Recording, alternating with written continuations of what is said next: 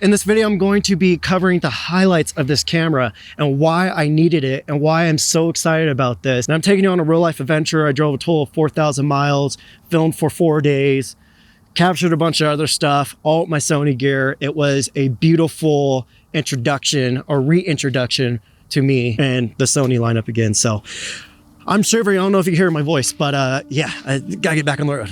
If you don't have the right tools for the job, you're going to be miserable. You're not going to have fun. And when you're in that mindset, it's hard for you to enjoy what you're doing. If you're not enjoying what you're doing, you're not going to create your best work. But when you get the right tools for the job, it opens up all those creative doors for you. And next thing you know, you're having fun and you're creating some of your best work.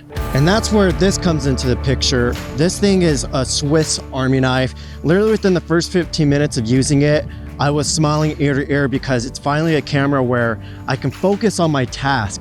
I can direct the way I want to direct and just shove the camera into the experience without having to worry or stress, fiddle around with technology or anything like that. It removes that wall. Just because I'm praising this camera because it makes my life easier for the things I do, does not mean I'm shitting on your camera. Pretty much any camera that's been made in the past 3 to 5 years, you can get to work for whatever you need it to work. My thing is, at some point, cameras start slowing you down as your work intensifies, as your budgets intensifies, as you have producers and creative directors constantly just needing more and more and more. And I personally love that. I love projects getting bigger and bigger and bigger, the stress getting bigger and being pressed harder from all sorts of different angles. As my career grows, I need my gear to grow with me. And that's why I switched to this camera. I just want to know where I'm at. I'm currently in Montana. I directed this thing back in the fall. And now this is the second part of it. So I'm covered in horse shit and ice and a bunch of other stuff. I probably smell real delicious right now.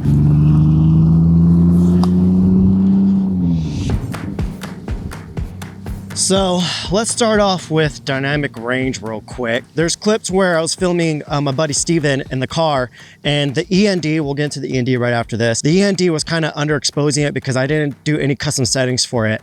And I was scared that when I brought it back into my computer that all those shadows were going to be clipped. While when I brought it into DaVinci, I was like, holy shit, like all the information is still there. It was noisy because it's underexposed, but you see all the highlights are safe. He's wearing a black felt hat and he has dark black hair, and you can still see the separation between the two. On my R5 and R5C, the R5 has even worse dynamic range than the R5C. I would have to either choose, am I going to save these highlights or am I going to save the shadows? In a situation like that, I would have blown out the highlights just to get all the information of the skin tones and everything to make sure I was safe. With this camera, I don't have to worry about that. I can still expose my highlights, and if it rolls off, say if the blacks still clip a little bit, all that extra dynamic range we're getting out of the sensor is going to allow you to roll off into those clips black, so it looks a lot more natural, it looks a lot more filmic. Now, let's talk about the END. The END on here is amazing because I could adjust it by 0.3 stop. And not only that, but it's very smooth when it changes. There's no hard stops that are coming in. You can use it as hard NDs. When you use the variable, I could slowly do this while I'm filming, and all of a sudden, like, the exposure just subtly changes. It's almost like dragging your aperture, their declicked aperture wheel, to close down the exposure a little bit. But the biggest thing was the auto ND. Again, when this first came out, I was like, it sounds like a gimmick. There's like no way it's gonna like be any good. It's changing my life. You're gonna hear me say that a lot about this camera because it's just, I wish I wasn't so arrogant before about not paying attention to this camera when it first came out. When it first came out, I just saw it and I was like, that thing's ugly, like, I'm never gonna use that.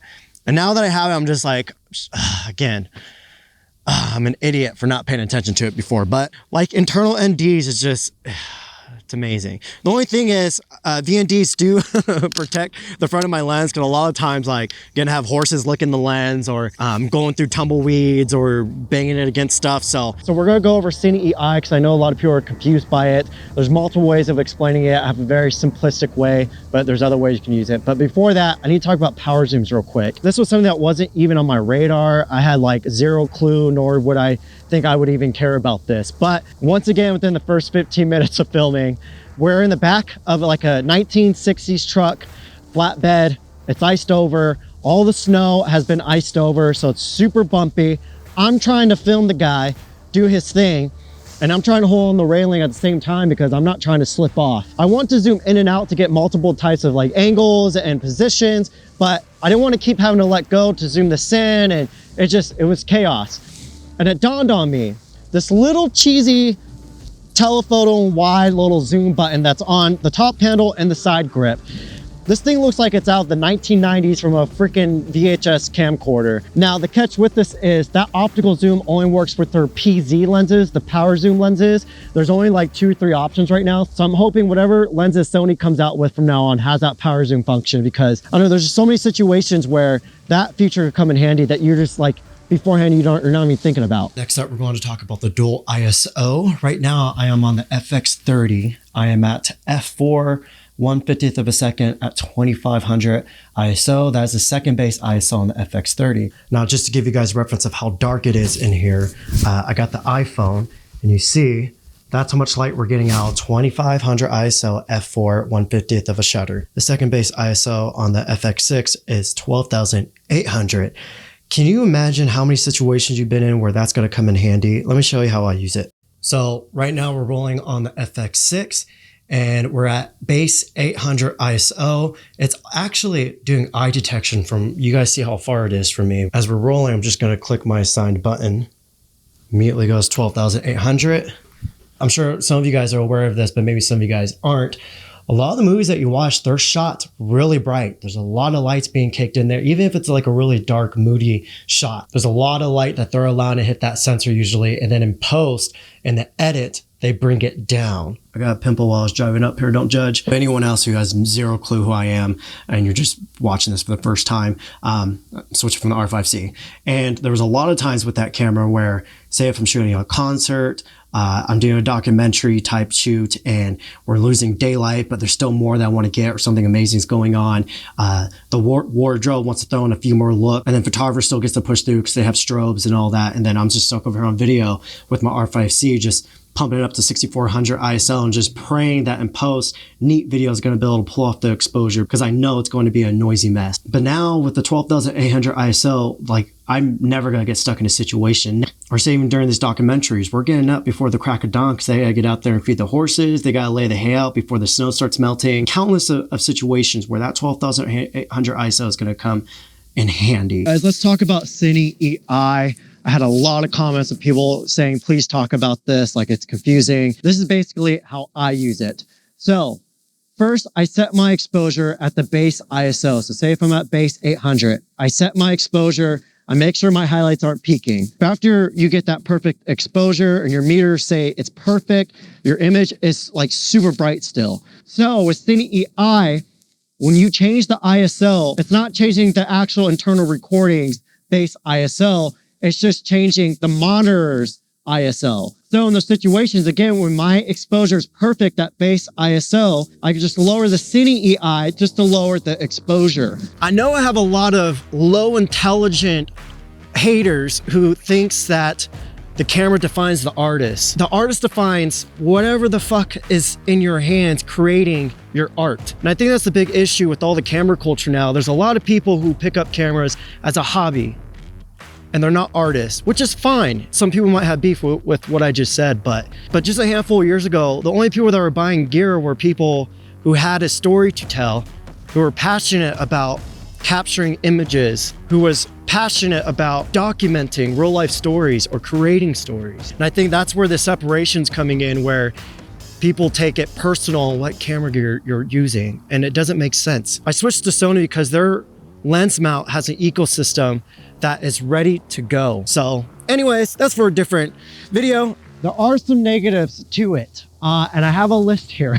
I can confidently say these negatives are small little annoyances, which doesn't really affect how effective this camera is at what we do. So the first thing is the audio ports. They only give us audio ports on the handle. Now this handle, I feel like half of this handle could be chopped off. They have a microphone at the end, which is like, no one who's gonna buy this camera for what we need it for is gonna use this audio up here. Like, let's chop that piece off. All the buttons on it are great though. Even the mount that holds the mics, I feel I'm going to break over time easily. And the XLR ports are great to have, but again, you have to have the handle on it in order to use it. They even give us a 3.5mm jack on the body itself.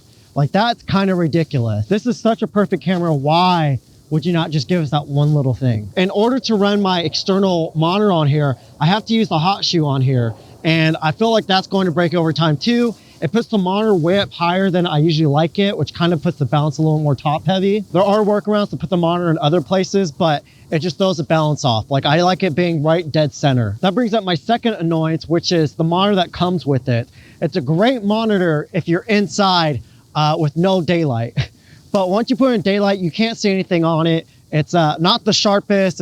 The color's not the greatest on it. It allows you to do touch autofocus though, and that's the only reason I keep it on. That brings up a third thing. I wish we could assign a button to engage tracking. The fourth and final thing, I guess it's not a huge thing, but anamorphic internal D-squeeze. It'd be pretty cool if they gave us that, but at the same time, I guess you don't really need the D-squeeze because you're not going to use it on the monitor that comes with it. You have to run an external monitor, and pretty much every external monitor out there has anamorphic D-squeeze. It would be cool if they gave us a like 4x3 full sensor readout, or it took all the vertical of the full frame sensor. That'd be sick. But most full frame options within this price range and below doesn't have that, except for the Panasonic. Panasonic's the only one that's doing it from what I know. All right guys, that's pretty much it for this video. Anybody who's been subscribed to me for a while knows whenever I get a new camera for whatever gigs I have coming up, that I do full-on reviews on them. So stay tuned and subscribe if you want to see more of that. I promise this year, besides just focusing on gear stuff, I'll also review on a lot more techniques and taking you guys behind the scenes. It's just hard because most of the stuff I do is a little bit more